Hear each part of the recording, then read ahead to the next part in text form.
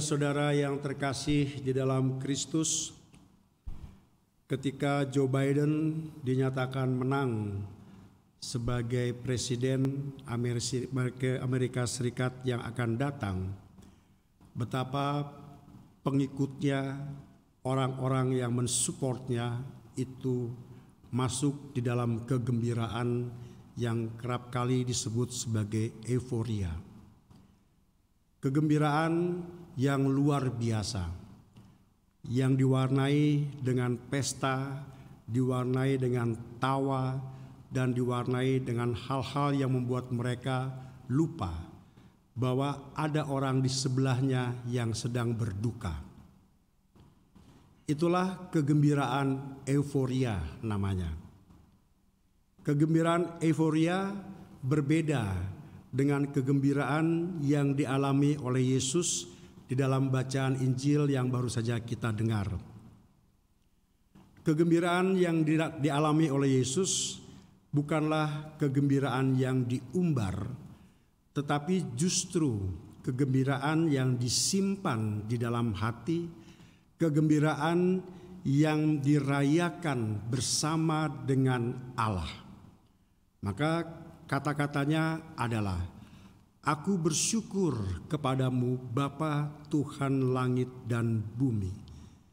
Kata-kata syukur inilah yang hendak diungkapkan oleh Yesus untuk melukiskan kegembiraannya. Mengapa Yesus harus bersyukur dan bergembira? Konteks dari Injil ini adalah konteks dari perutusan ke-70 murid Yesus. Ke-70 murid Yesus pun merasakan kegembiraan yang luar biasa. Ketika mereka pulang, mereka semua ada dalam situasi gembira dan bersyukur. Mereka tidak mengeluhkan kepenatan, kecapean yang mereka alami. Mereka juga tidak mengeluhkan adanya penolakan-penolakan yang mereka alami. Mereka pun tidak mengeluhkan adanya pelecehan-pelecehan yang mereka terima.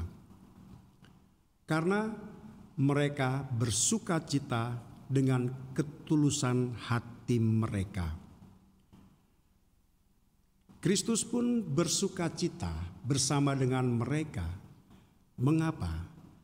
Karena mereka bukanlah orang-orang pandai dan bukanlah orang-orang bijaksana.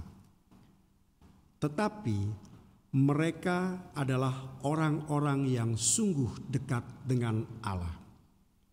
Kalau mereka orang pandai, maka mereka akan menghubungkan segala sukacita itu di dalam kepandaian mereka.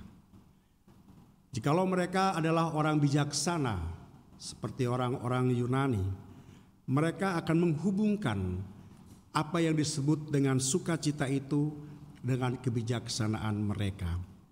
Tetapi justru Yesus merasa bersyukur karena semuanya itu disembunyikan bagi orang bijak dan pandai, karena mereka adalah orang-orang yang tulus hati untuk mewartakan Allah.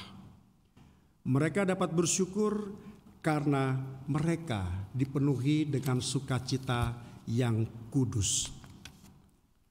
Saudari dan saudara yang terkasih dalam Kristus, sukacita di dalam roh inilah juga yang dialami oleh kedua martir kita, pelindung keuskupan agung kita yang tercinta ini, Beato Dionysius dan Redemptus. Kemartiran mereka di tanah Indonesia, khususnya di Keuskupan Agung Medan, menjadikan Indonesia dan khususnya Keuskupan Agung Medan tanahnya subur akan sabda Allah. Terbukti dengan begitu banyaknya orang yang bertobat, begitu banyaknya orang yang merasa dipanggil untuk berbakti kepada Allah. Dan kita bersyukur atas semua itu. Kemartiran kedua saudara kita pun pada akhirnya menjadi oase ilahi di tengah-tengah dunia.